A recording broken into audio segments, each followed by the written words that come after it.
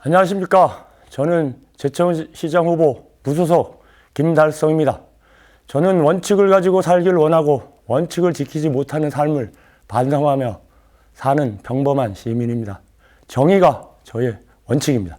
하지만 이 정의가 저희 인생에 많은 부담도 주는 것도 사실입니다. 생계를 걱정하는 시민인 제가 세상을 접할 수 있는 많은 불의에 제가 할 수 있는 것은 별로 없었습니다. 제가 할 수 있었던 것은 굵직한 지역의 잘못된 현안에 목소리를 내는 것이었습니다. 사만초록길 반대운동을 시작하여 공교육 정상화, 노인복지관 웨딩홀 이전 반대, 과도한 시설 관광 사업에 반대, 꽃으로 시민을 때리지 말라는 반대운동을 해왔습니다. 유인물을 만들고 위일인 시위를 해보고 다양한 방법을 통해 지역의 견제 기능을 해보고자 했습니다. 저를 아는 많은 사람들이 너 같은 사람이 있어야 한다 말을 종종 듣지만 제 안위를 위해 살아가는 제 자신이 부끄러웠습니다. 그런 제가 시장에 출마하게 된 이유는 너무 잘못된 방향으로 간다는 것입니다. 다가올 미래는 어떻게 될지 보이는데 지역의 모습은 전혀 준비되지 못하는 답답함과 시민의들이 힘들어하는 모습에 제가 이 자리에 섰습니다. 참으로 힘든 시기입니다. 코로나 이전 상황을 돌이켜봅니다. 당시도 지역 경제 상황은 좋지 않았습니다.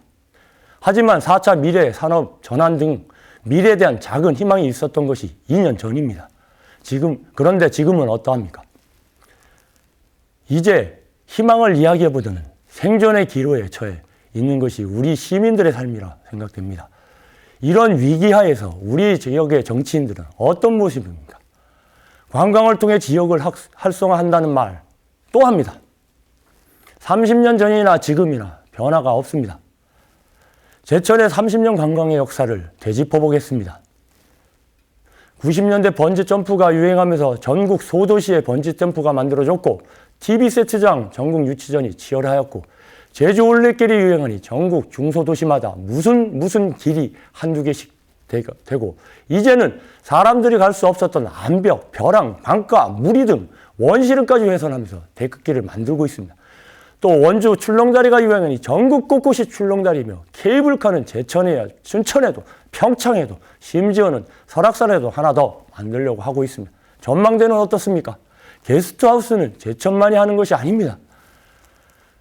하물며 전국이 꽃잔치이고 인공폭포가 예가 아니며 벽화는 공예 수준입니다. 감흥은 시간이 지나면 약해지는 것이 순리입니다. 볼거리 제공의 관광은 또다시 새로운 볼거리를 만들어야 하는 것입니다. 이런 악순환의 관광사는 그만두어야 합니다. 지금도 관광시설을 조성하고자 합니다.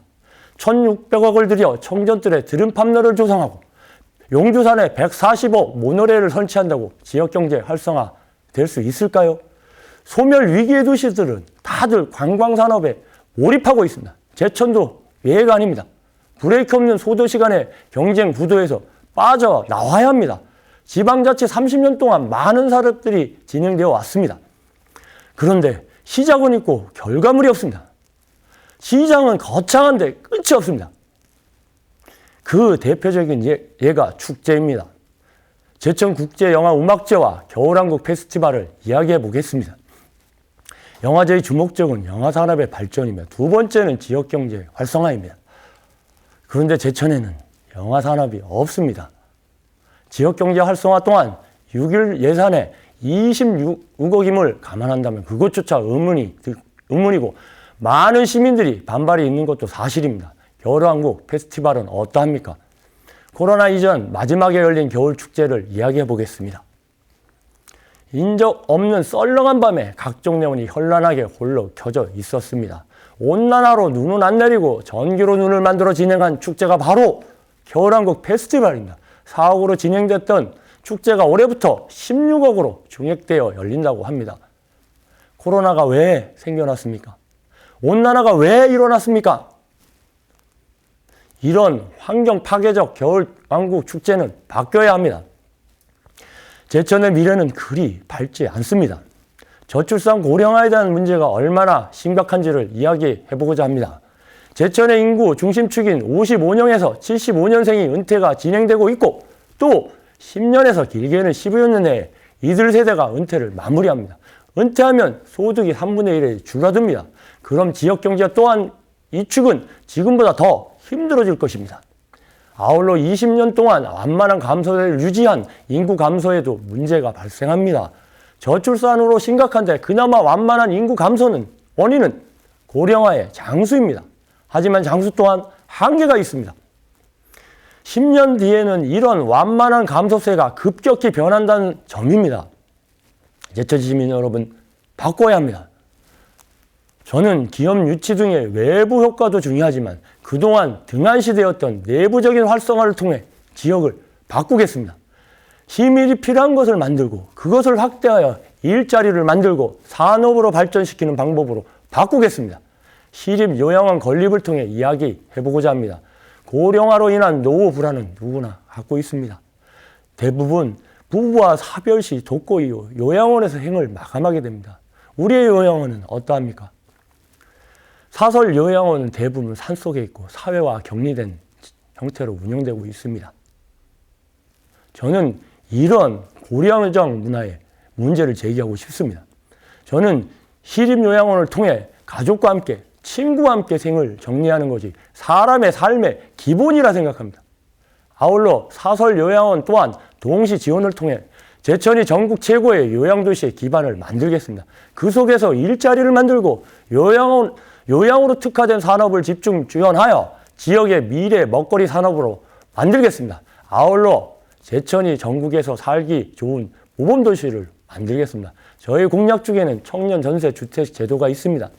이 사업은 제천시가 기존의 주택과 아파트를 매입하여 리모델링 후 비용은 저리 2% 정도의 이자만 받고 임대료 대신 강제 적금을 통해 대거시 주택 정책금으로 지원하는 제도입니다. 저임금의 지역 노동 환경의 주거 문제를 해결함으로써 청년과 무주택 시민들에게 도움이 주는 정책입니다.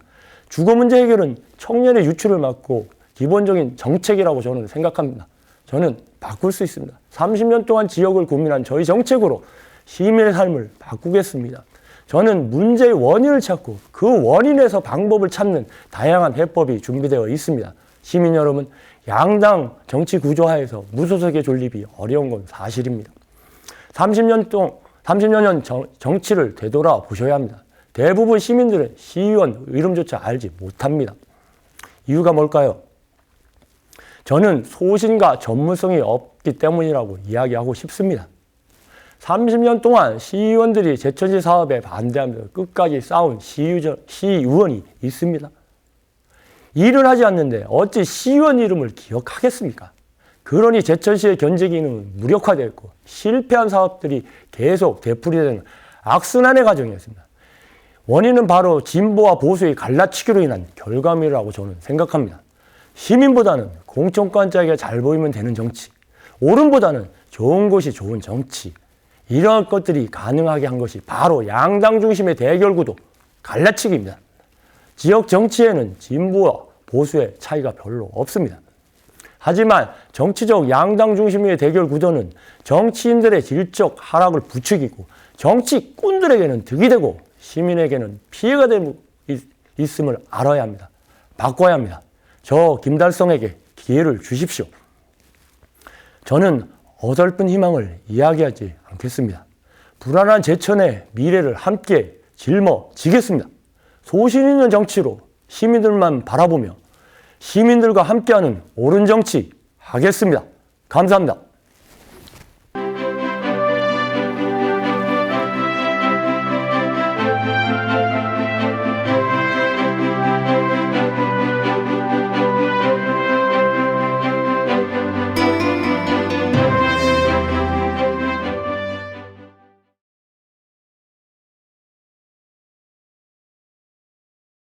마이크 참.